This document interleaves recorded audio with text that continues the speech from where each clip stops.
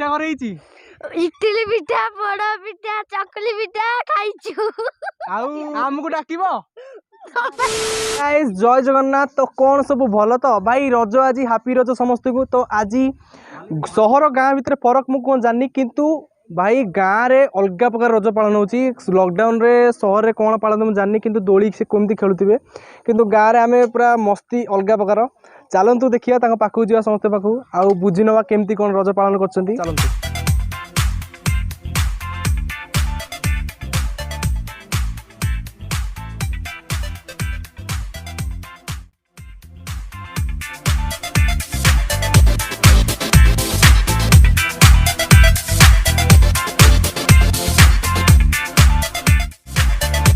आज रजर भूमिदहन जहाँकि third day Roger तृतीय दिन कह गले।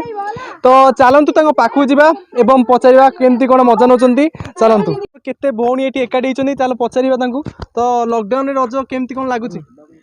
लॉकडाउन तो आम कड़े जापारूँ बाहर की तेमी घरे अच्छु जमी भी अच्छु बहुत भलरे अच्छु। आपण मैंने बहुत सेफ्रे रुहतु करोना आम घरे अच्छु बहुत भल से सेलिब्रेट करुच्ची आ बाहर को जातु ना घरे रही सेलिब्रेट करती। ओके तो मोर आउ गोटे भौणी अच्छी तो कौन पिठापड़ा सब है घरे? हाँ भलसे है विभिन्न प्रकार पिठा होती। आम रज को बहुत समस्ते मिलमिशि उपभोग करछु।